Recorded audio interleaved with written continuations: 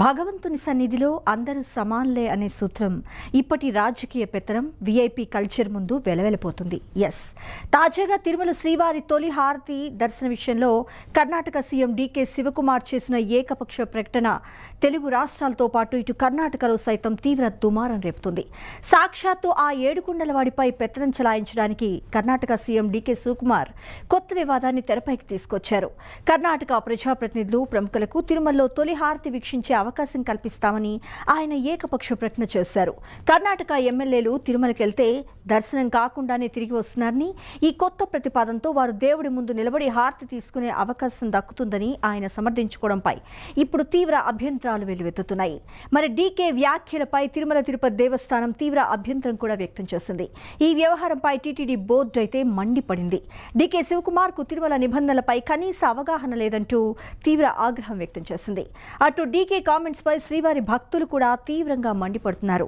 ఓట్ల కోసం, సీట్ల కోసం దేవుడి సాంప్రదాయాలను వాడుకుంటారా, రాజకీయ ప్రయోజనాల కోసం దేవుణ్ణి తాకట్టు పెడతారా అంటూ ఇప్పుడు ఫైర్ అవుతున్నారు భక్తజనం. ఇంతకీ డీకే శివకుమార్ వ్యాఖ్యల వెనుక ఉన్న రాజకీయ వ్యూహం ఏంటి? Take a look.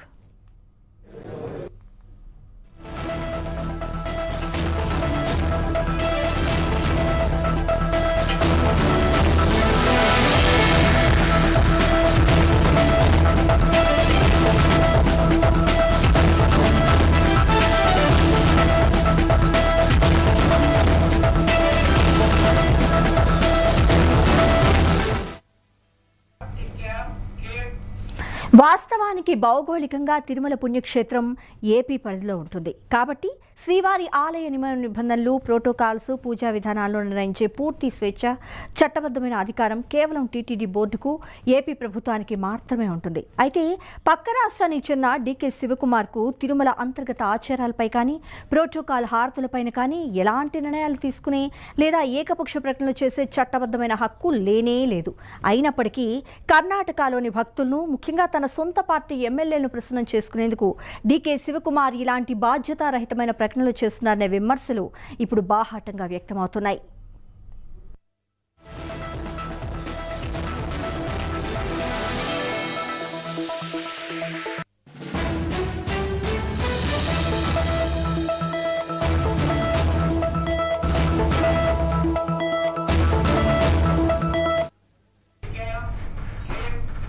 DK comments పై తిరుమల తిరుపతి దేవస్థానం కూడా తీవ్ర స్థాయిలో అభ్యంతరం తెలిపింది. ఆలయ నిబంధనలను దాటి ఏకపక్షంగా నిర్ణయాలు ప్రకటించడం ఎంత మాత్రం సరికాదని తిరుమల తిరుపతి దేవస్థానం స్పష్టం చేసింది. ఎవరికైనా సరే కేవలం ప్రోటోకాల్ పరిధిలోనే దర్శన ఏర్పాట్లు ఉంటాయని తేల్చి చెప్పింది. తిరుమల ఆలయ నిబంధనలపై కనీస అవగాహన లేకుండా మాట్లాడుతున్నారని తిరుమల తిరుపతి దేవస్థానం చైర్మన్ తీవ్రంగా మండిపడ్డారు. శ్రీవారి ఆలయ రూల్స్ బుక్ ను ఆయనకు అధికారికంగా పంపిస్తామని, వీలుంటే వాటిని చదువుకోవాలని చురుకులంటించారు. ఈ ఏకపక్ష ప్రకటనను తీవ్రంగా పరిగణిస్తూ డీకే శివకుమార్ కు తిరుమల తిరుపతి దేవస్థానం తరపున త్వరలోనే అధికారికంగా రిజాయిండర్ పంపనున్నట్లు కూడా వెల్లడించారు.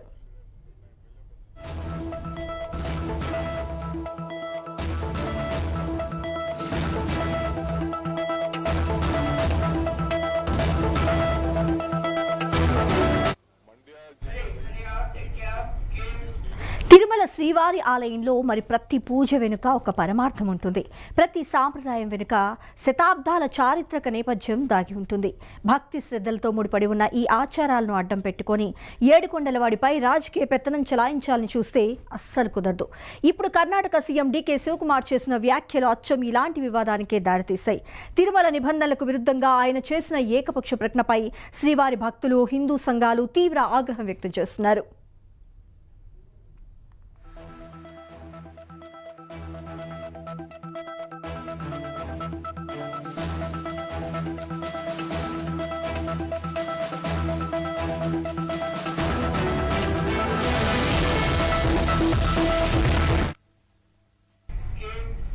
డీకే శివకుమార్ వ్యాఖ్యలపై శ్రీవారి భక్తులు, హిందూ సంఘాలు, ప్రతిపక్ష నేతలు నేడు నిప్పులు చెరుగుతున్నాయి. కర్ణాటక ఓటు బ్యాంక్ రాజకీయాల కోసం సాక్షాత్తు శ్రీ వెంకటేశ్వర స్వామి వారి సాంప్రదాయాలను వాడుకోవడమేంటని నిలదీస్తున్నారు.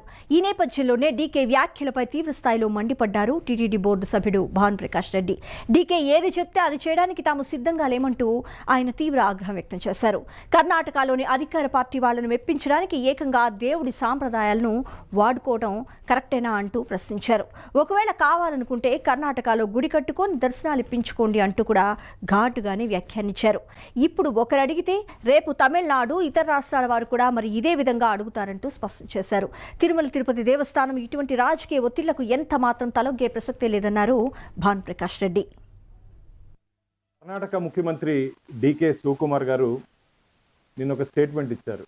తిరుమలలో నిత్య హారతుల్లో ఎమ్మెల్యేలని, మంత్రుల్ని, ఇంకా అధికారుల్ని నేను దాంట్లో దర్శనం కలిగించే భాగ్యం కల్పిస్తామని చెప్పి. అయ్యా, ఇది మైసూరు మహారాజుకి ఇచ్చినటువంటి గౌరవార్థం, రాజకీయ నాయకుల కోసం కాదు. అది ముఖ్యంగా మీరు గుర్తుపెట్టుకోవాలి. దీన్ని రాజకీయ క్షేత్రంగా చేయొద్దండి డికే శివకుమార్ని. ఇది ఈ కొన్ని సాంప్రదాయాలు ఆ రోజు మైసూరు మహారాజుకి గౌరవార్థం ఇచ్చినటువంటి సాంప్రదాయాలు.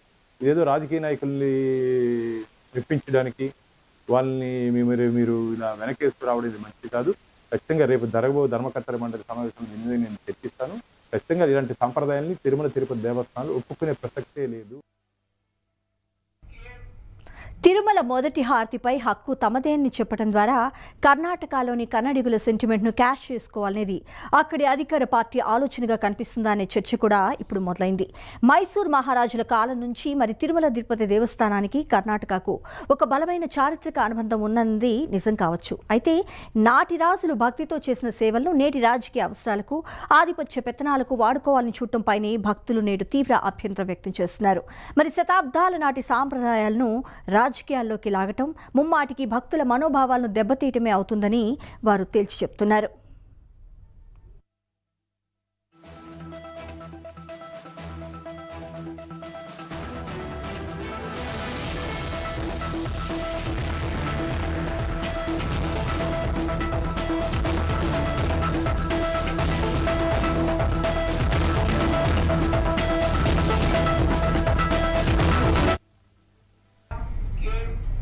మైసూరు సంస్థానానికి తిరుమల తిరుపతి దేవస్థానానికి ఉన్న చారిత్రక బంధాన్ని పరిశీలిస్తే స్వాతంత్రానికి పూర్వం తిరుమల ఆలయ అభివృద్ధికి నాడు విజయనగర సామ్రాజ్య రాజులతో పాటు మైసూరు మహారాజులు ఎనలేని సేవలు అందించారు. శ్రీవారి బ్రహ్మోత్సవాల్లో ఉపయోగించే వాహనాలతో పాటు ఏనుగు దంతాలు, అత్యద్భుతమైన కళాకృతులతో కూడిన పల్లకిని నాడు మైసూరు మహారాజులు తయారు చేయించారు. 1945లో నాటి మైసూరు మహారాజు జయచామ రాజేంద్ర వడయార్ అత్యంత విలువైన కెంపుల హారాన్ని శ్రీవారికి భక్తితో సమర్పించారు. మైసూరు మహారాజు జన్మదినాన్ని పురస్కరించుకొని ఏటా ఉత్తరాభాద్ర నక్షత్రం రోజున తిరుమల తిరుపతి దేవస్థానం వైభవంగా పల్లవోత్సవాన్ని కూడా నిర్వహిస్తుంది.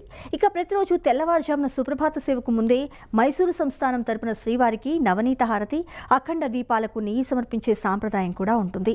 మరి ఉగాది, దీపావళి, ఆనివార ఆస్థానాల్లో మైసూరు మహారాజు పేరిట ప్రత్యేక హారతి కూడా ఇస్తారు. ఈ చారిత్రక సేవల కారణంగానే మైసూరు సంస్థానం తరపున కర్ణాటక ప్రభుత్వ అధికారిక ప్రతినిధికి శ్రీవారి ఆలయంలో తొలి హారతిని స్వీకరించే విశిష్ట గౌరవం దక్కింది.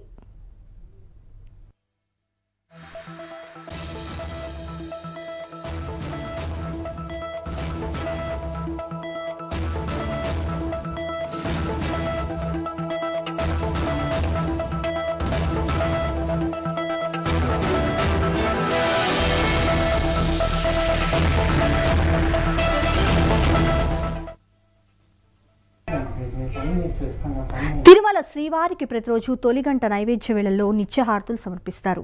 వివిధ 20 మఠాలతో పాటు మైసూరు సంస్థానం తరపున కలిపి మొత్తం 21 నిత్యహారతులను సమర్పించడం ఇక్కడి ఆచారం. ఈ మఠాల ప్రతినిధులు హారతి పళ్లెంతో ఆలయంలోకి వెళ్తే అక్కడి అర్చకులు శ్రీవారికి ఆ హారతిని సమర్పించి తిరిగి ఆ పళ్ళ్యాన్ని వారికే అందజేస్తారు. అయితే ఈ పవిత్ర కార్యక్రమంలో పాల్గొనేందుకు అందరికీ అనుమతి ఉండదు. మఠాల అధికారులు ప్రతి సంవత్సరం కేవలం 3 పేర్లతో కూడిన ప్రతినిధుల జాబితాను మాత్రమే తిరుమల తిరుపతి దేవస్థానానికి సమర్పిస్తారు. ఆ జాబితాలోని ప్రతినిధులు మాత్రమే ఈ నిత్యహారతిలో పాల్గొనేందుకు అర్హులు. అలాగే మైసూరు సంస్థానం తరపున కర్ణాటక అధికారిక ప్రతినిధి మాత్రమే ఈ తొలి హారతి కార్యక్రమంలో పాల్గొంటారు. అంతేకాని కర్ణాటకతో పాటు ఏ ఇతర రాష్ట్రాలకు చెందిన రాజకీయ నేతలకు ఇందులో పాల్గొనే అవకాశం కానీ హక్కు కానీ ఉండదు.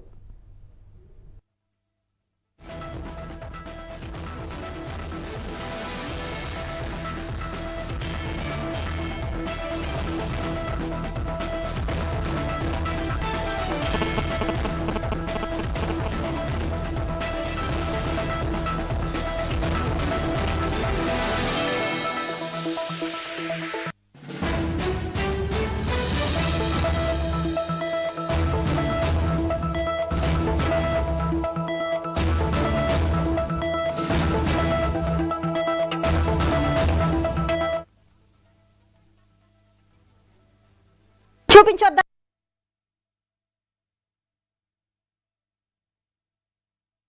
ఇక కర్ణాటక నేతల కోసం రూల్స్ మార్చమంటారు. రేపు ఎల్లుండి ఇంకో రాష్ట్రం వాళ్ళు కూడా వస్తారు. అందరికీ ఇలా